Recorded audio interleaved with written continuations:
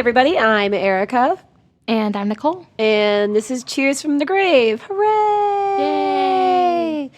Again, we do apologize that we were late getting last week's episode up and going.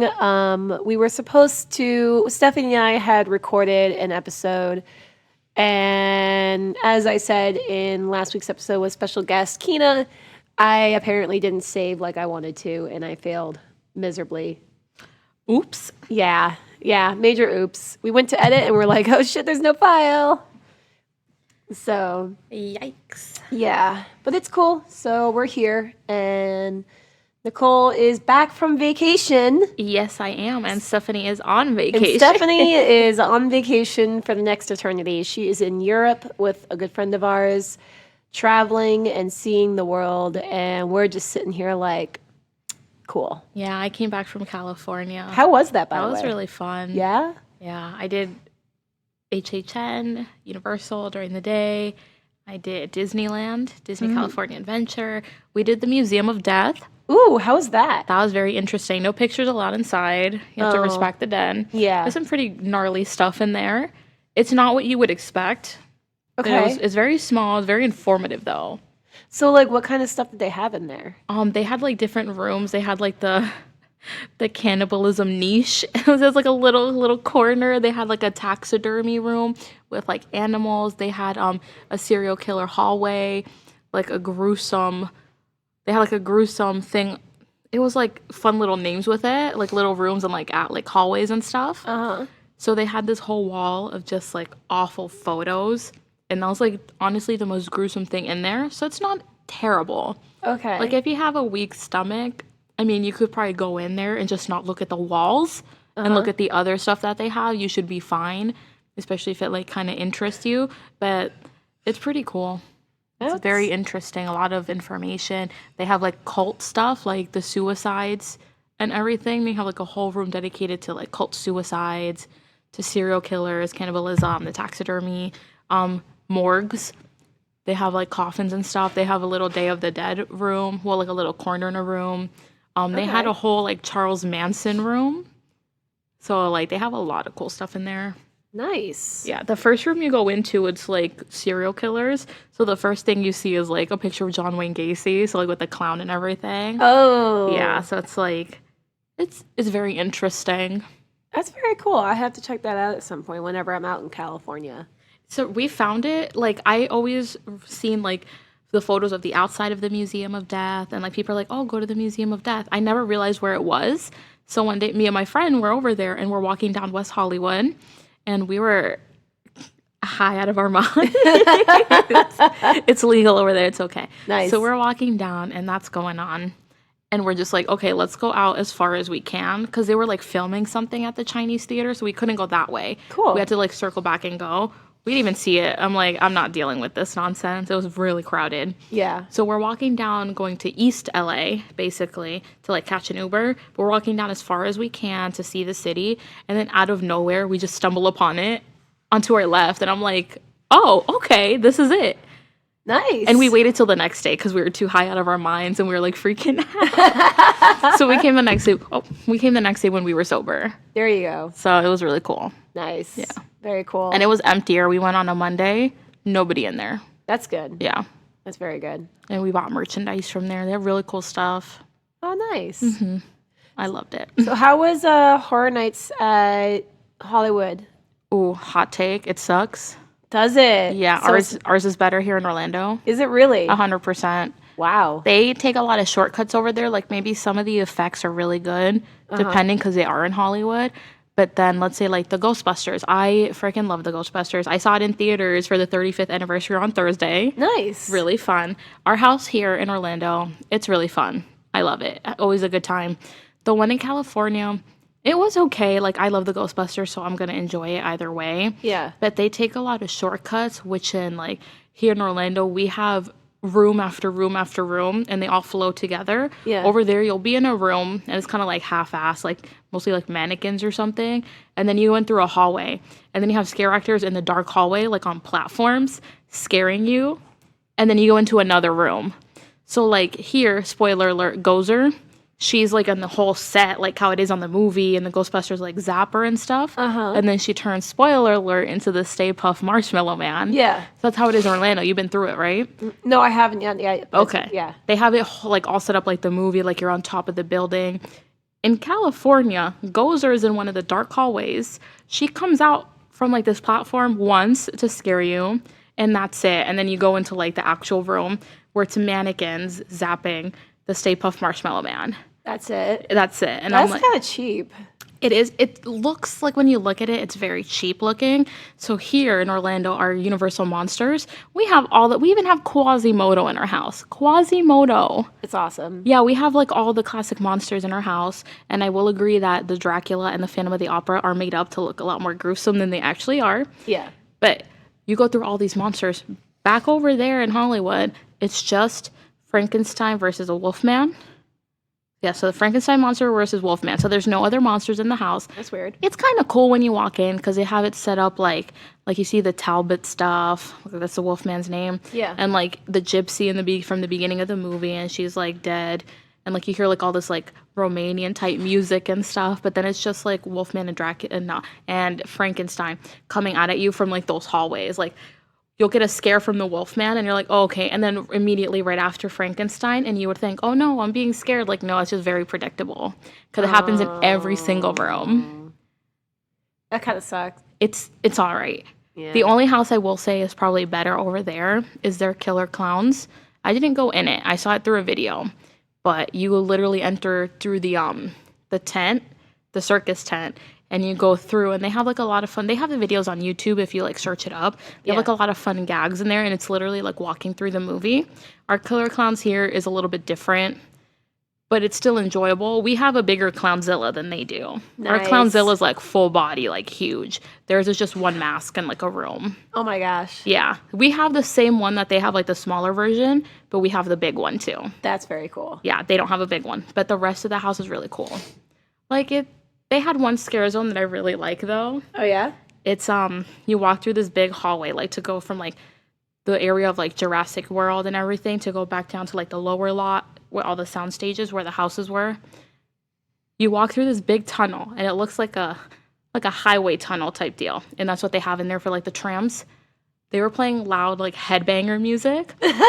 And with strobe lights everywhere, you could not see where you were going. And then they had like people dressed up like they were like toxic waste and all this stuff with like baseball bats just coming after you. Nice. And you couldn't see where you were going. The music was just like super loud. Oh, that's awesome. It wasn't scary at all, but it was really enjoyable. That's really cool. Yeah, so that's about it. Oh, I'm glad you have fun. Yeah, Disneyland was really fun. That's cool. Their Disneyland is better. Yeah. Yeah. Yeah. I will agree on that one. But yeah, I did all things Halloween over there. I'm dying. Erica's having allergies. Welcome to Florida. Yeah, my allergies are not okay today. I didn't sweat at all when I was in California. It was dry heat. Completely dry. I probably had a heat exhaustion the second day at Disney, Yeah. but I was not sweating, and I'll take heat exhaustion over sweating. I sweat a lot down here, y'all. Yeah, it's a very, very humid state down here. It's very humid. You take a shower and you get out, you're already sweating. Yep. All right. So, yeah. So let's get to it. Let's get to it. What do you want to go first? You want to do the honors? I'll do the honors. Okay, cool. so what nervous. what you got for us today? I haven't done this in like a month. I know. Oh, okay. Ugh. Alrighty, let's get started. Yes, let's do this. So my topic for this week is doppelgangers. Dun dun dun. Have you ever had an experience with one? Not personally. No? Because a doppelganger is basically someone who's like your twin, right? Basically, someone who looks like a lot like you. Okay. So for those of you who may not know, did just explain a doppelganger. It's kind of like a ghostly double or an evil twin type of scenario. And some people may think they're like from like a parallel universe or something.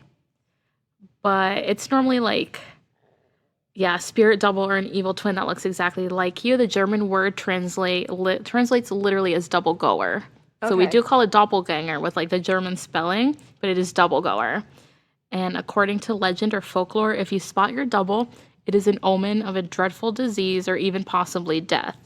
So it's a good thing you haven't seen someone who looks exactly like you. That's kind of creepy. Yeah.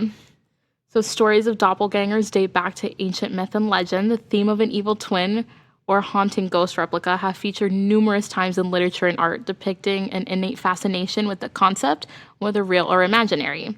The concept of a good and evil twin is noted as far back as the 5th century BC in an ancient Iranian religion called, forgive me here, Zoroastrianism. The two primal spirits were the sons of time and represented as darkness and light. So that's where we get the good twin and the evil twin. Okay. So I already asked you here, how would you feel if you met another?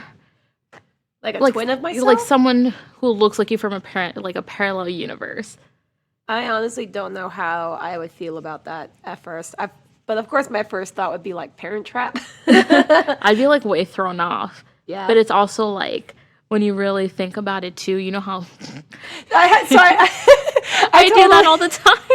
I totally stuck a paper towel or toilet paper up my nose because my nose just won't stop. And I look up and there's just toilet paper up my nose. I don't want to just randomly. I want to stop dripping everywhere. What if your evil twin is doing the same thing right now? You know what's hilarious too? I just looked at my email, and it's now at 6666. Oof. It's legit at 6666. At least it's 4 6s. But that just goes to show that I don't clear out my email. Mine is like 30, like 80,000, 30,000. I don't know. Anyway, doppelgangers and meeting twins and stuff. I would freak out. Yeah, I would freak out, and then I would call my parents and be like, is there a twin that I'm not aware of?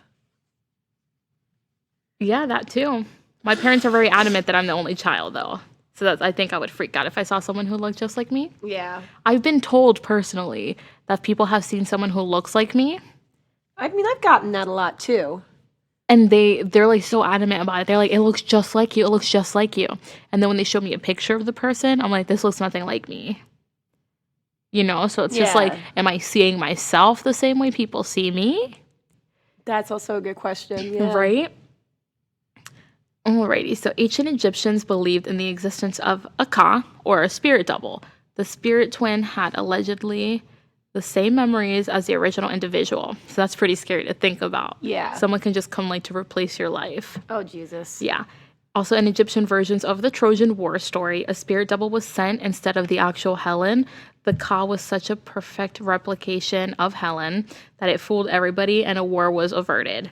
Native American myths also incorporate twins, the Hopi twins. Their cosmology, they believed the afterlife mirrored the land of the living. The duality extended to the twins called the child of water and the child of sun. Norse mythology tells a similar ghostly double, which is said to perform the actions of a person just before they do. The spirit will often smell or sound like or have the same voice as the original person. Oh, that's creepy. Yeah, and I have a really annoying voice. Sorry to everyone listening, so I can only imagine. Just imagine that. Oh, Lord. Scottish tales from the Orkney Islands describe mystical baby snatchers who replace real human babies with the replicas. Trolls, or mythical fairy creatures, allegedly swap their sickly babies with healthy human babies. Huh. Their replacement babies would immediately change to look exactly like the human baby and fool the poor parents until the fairy baby became ill and died. The Bretons' version, called the Anku, was said to be the harvester of souls. Sighting him, much like sighting a twin spirit, would be an omen of a certain death. Dressed in a dark cloak with a hat and a scythe in hand, he would get the newly dead souls to help him harvest more souls. So for like real, so that's kind of like the spirit history of it. Okay. It's a very like mythological type deal. Yeah, that's really cool.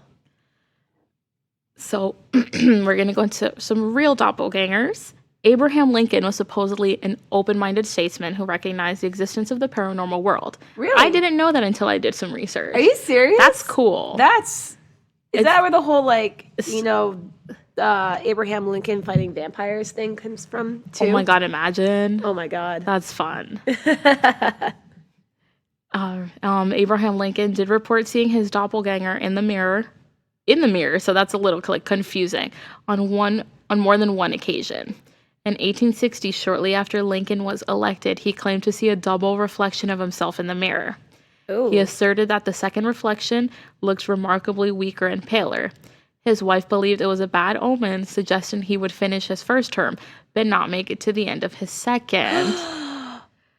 Yo. Yeah, so he saw what he thought was a double of his. Yeah. It looked a little bit different, and there you go, the omen of death.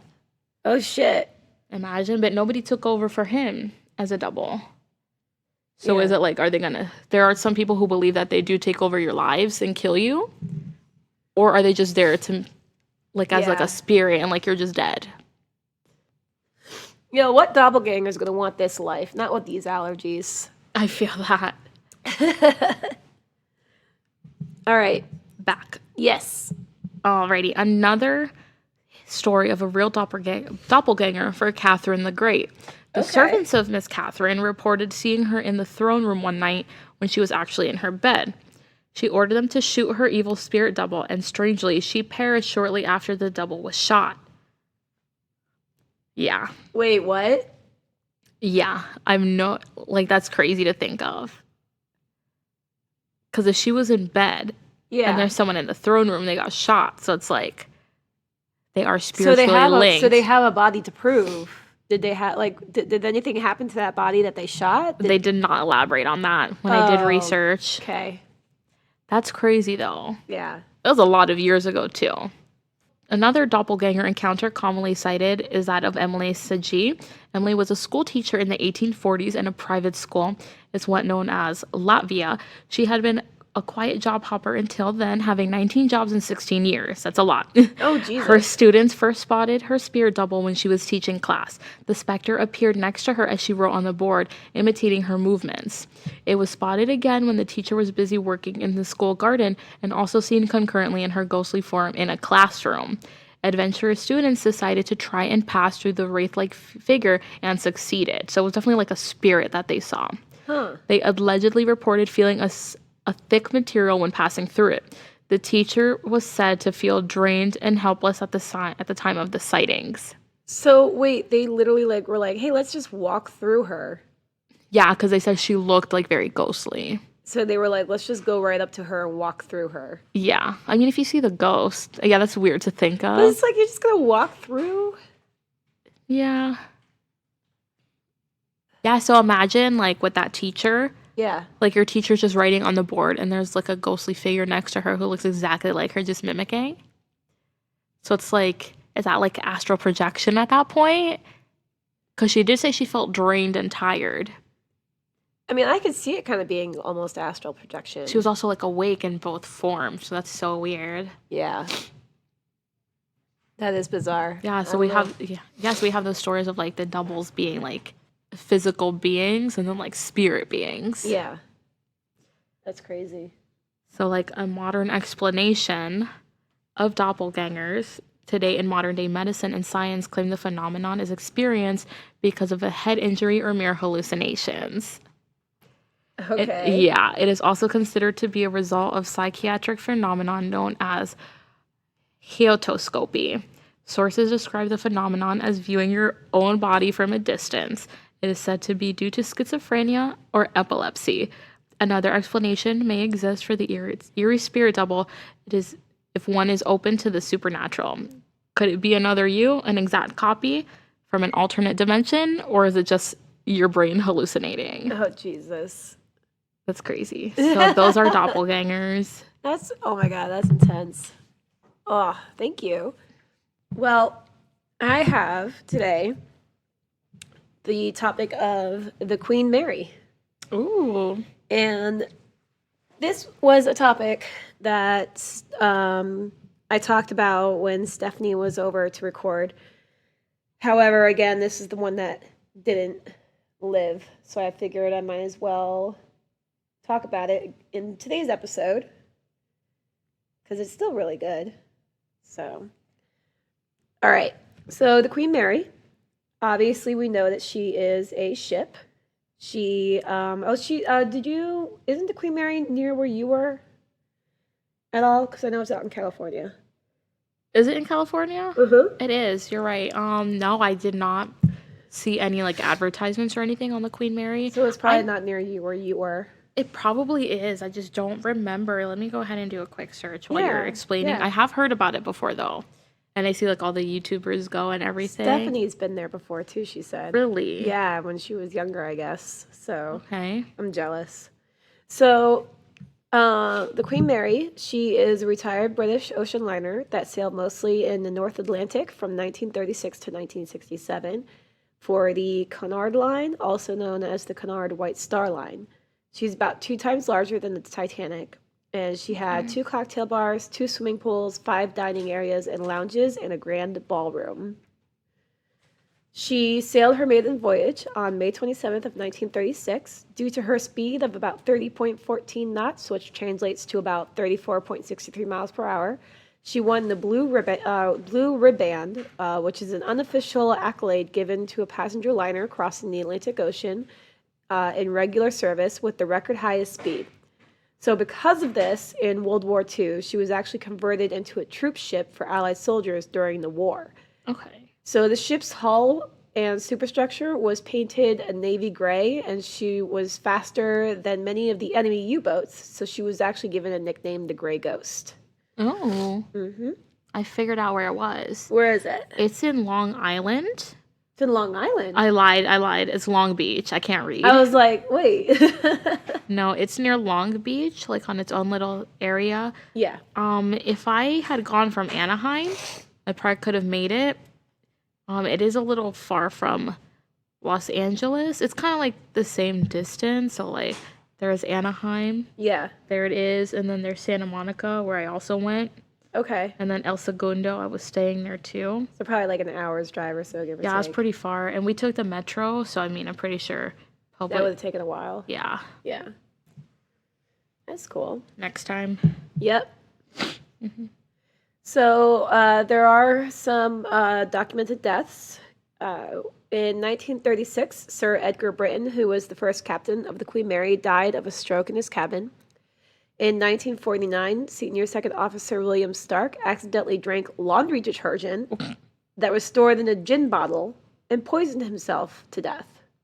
Oof. So it's like, okay, well, who puts laundry detergent in a gin bottle in the first place? Someone who wants to die. But, like, who does that? And my question is, like, when you first take a sip, wouldn't that first sip be like, oh, hey, this does not taste like gin at all? But, like, I don't understand how that became a thing. In October 2nd of 1942, the Queen Mary carried thousands of Americans from the 29th Infantry Division. She had an escort, the HMS Kurakoa, that zigzagged in front of her in order to disrupt any enemy submarines. Unfortunately, the escort got too close to the Queen Mary, and she sliced right through the light cruiser like butter. Okay. So literally, like, just went. Psh. Some of the members of the Kurakoa died on impact. Others plunged into the freezing water, while others got stuck in the Queen Mary's propellers. So, due to the risk of the U-boat attacks, the Queen Mary was under strict orders not to stop under any circumstances, so it kept sailing even with a fractured front bow. Captain Cyril Illingworth reported that the accident to nearby he reported the accident to nearby British destroyers. However, when they arrived roughly 2 hours later, they were already too late, and most of the passengers had died of hypothermia. Only 99 out of the 430 crew members survived the accident. Yikes. Yeah. Because the thing is, like, they were told, you cannot stop for anything. You cannot stop. And so because the Kurakoa got way too close to, the Queen Mary, they just went sliced right through it. Just right through it. Damn, she's strong. Yeah. She don't play. Hold on. Excuse me. So some of the ghosts that are there So some say you can hear screams of the passengers from the Krakoa in the boiler room. The bow of the ship is a hot spot since that's where it's made contact, where you can also hear screams from the crash. 2 women died in the first class swimming pool, who are apparently still lingering. One apparition appears in 1930s clothing, while another wears 1960s. There's also a little boy that fell overboard near the pool, who haunts it. There's a little girl whose name is Jackie, who drowned in the second class pool area, which is now the Royal Theatre. People have reported hearing her splashing or calling out to her parents and even responding to questions when prompted. She can also be heard singing, laughing, and giggling. She likes to play in both pool areas of the ship, though is said to have wandered the ship for the past 60 years. Okay. Yeah. There's also another little girl, ghost, whose name is Sarah. She's between the ages of about 6 to 8 years old and protects Jackie. She too possibly drowned in the pool in 1949. Sarah can also be heard singing with Jackie and can be temperamental and slightly aggressive at times. Okay. During World War II, while carrying some Australian soldiers, one of the Australian soldiers apparently didn't like the food that they had cooked for them. And so because of this, they shoved the cook in the oven and burned him to death. Jesus Christ. So they say that you can still hear screams in the kitchen, all because some Australian soldiers didn't like how the food was cooked. Like, that's extreme. Like, if you're in a restaurant, right, and you're just sitting there and you're like, oh my gosh, I don't like this food. Like, what's the first thing that you do? You talk to a waiter, right? And you're like, hey, this isn't good or whatever like that. And you either ask for something else or you just don't want to make any type of, like, waves because, you don't want people to sit here and spit in your food or whatever. Excuse me. But yeah, no, they just shoved them in the oven and cooked them. That's gnarly. So in 1966, an 18-year-old crewman named John Petter was crushed by door number 13, which is a door that automatically shuts during watertight drills. Apparently, he was playing chicken with another crew member. Petter has been known to leave behind greasy handprints in areas he wanders around, and he still wanders the area wearing white coveralls. There's also a ghost called the White Lady. She floats around the end of the first class lounge called the Queen's Salon, dressed in a white evening gown. In the engine room, there is a ghost by the name of John Henry. He worked in the boiler room, and apparently that is where he died. People have reported seeing his shadowy figure lurking around between the boiler room and the green room. Some people claim to have spoken with John, who sometimes responds to questions about beer. So next time, if we ever go there, we just need to, ask questions about what beer he likes. Okay. So, Grumpy, also known as Grumpy the Growling Ghost. His identity is unknown. He loves to growl at visitors, and it's said he loves to lurk in the room under the stairs near the first-class swimming pool. Sometimes he joins John Henry in the boiler room.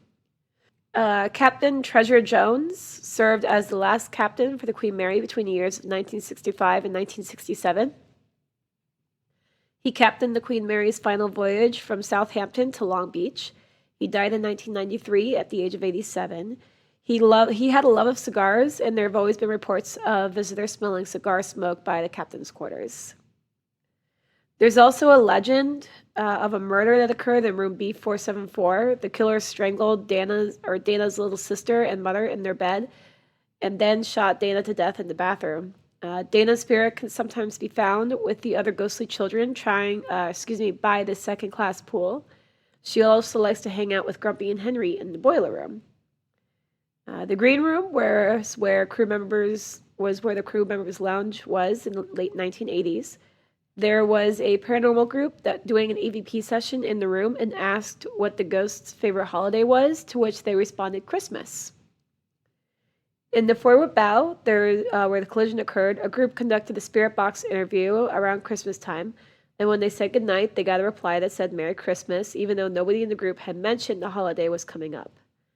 There was another group near the pool where a woman in the audio recording was stating she was feeling sick. There is an audio of a little girl saying something in the background. So what I'm going to play for you guys is from the Para Explorer project. So it's a YouTuber called Para Explorer. So PARAXPLORER project. So this is what they caught. Excuse me, we feel really sick, so could we go? I'm sorry, say again? We're feeling really sick. You're feeling ill? Okay. Yeah. No problem. Where are you at? We'll get you some fresh air. Actually, we'll go ahead and call it. This is a good time because it's getting very late anyway. So, where are you at? Yeah. Oh, there you are. Feeling Yeah. really ill. Okay. You hear that? Like whimpering. Really sick. Yeah, listen. Go. I'm sorry, say again? We're feeling really sick. You're feeling ill? Okay. Yeah. No problem. Where are you at? We'll get you some fresh air. Actually, we'll go ahead and call it. This is a good time because it's getting very late anyway. So, where are you at? Yeah. Oh, there you are. Yeah. Like the whimpering. Yeah. Where are you at? Isn't that crazy? EVPs freak me out, but they're also like my absolute favorite. I love EVPs. So, but yeah, that's what I got on the Queen Mary today. That's So- cool. Yeah, You need to go make a trip. we definitely need to go make a trip. It'll be awesome. I'm down for another week-long adventure. And we'll hit up everything. Yeah, definitely. All right, sweet. Well, that was our episode. It's a little short today, but it's okay. We hope you guys enjoyed it. Again, you can find us on social media, Facebook and Instagram, or excuse me, Facebook and Instagram, yeah, at Cheers from the Grave, Twitter, Cheers from Grave. Send in your spooky emails to cheersfromthegrave@gmail.com. And what are you going to say? You're going to say something? And if you subscribe to the Patreon, Yes. you get the full unedited episode Yes. in Just- all of its raw glory. Oh my God, it's awful right now because I sound so stuffed up right now because my allergies are killing me. So you get to hear all of that, and You me get to hear this sneezing. funny thing I played in the beginning. Hopefully Kyle keeps it. Oh Lord. So there's that. Another thing too, I did revamp Patreon recently. So we have a $2, $5, and $7 tier. $2 is basically just, you like us and you just want to contribute a little to us and you get shout outs and stuff. $5 tier is where you get unedited versions of this podcast. Every once in a while, there will also be a video that will be thrown up of us recording. That's not going to be a thing today because I literally look and feel like shit right now. Feels fine. And then $7 tiers, Nicole does tarot readings. So if you guys sign up for $7 tiers, Nicole will do a tarot card reading for you about once a month. I'll do it on my Oracle deck. Yep. She now, just an FYI on that one, we will limit the amount of Patreons on that one. Once we get a number of people that Nicole feels comfortable with, then we are going to go ahead and tie that off. So just a heads up on that. So that'll be a first come, first serve basis until Nicole tells us, no, that's enough. I can't do that. I can't do this many people. I do first come, first serve. I can do definitely first come, first serve I normally do a Celtic spread. Yeah. So definitely first come for the 10 card spread. If not, you get a 6 to 5 card spread. Yeah. So, but either way, how that will work is that you, once you become a Patreon member at a $7 tier, then Nicole will reach out to you guys or reach out to you folks. And then from there, you guys can coordinate schedules and everything like that. So, Yeah, I can do a recording on it based on what you kind of like ask me or what kind of your intentions are. Or I can do like a Skype in with you and do that live. And we can also record it if you'd like. yep. And put it on the Patreon or just send it to you, depending. Yeah. So anyway, yay. Thanks again for listening to us. Sorry that I am sounding like shit today. We still have 2 more episodes to record, but it's okay. We got this. We got this. Eat. I hope. So cool. Well, I'm Erica, And I'm Nicole. and you're listening to Cheers from the Grave.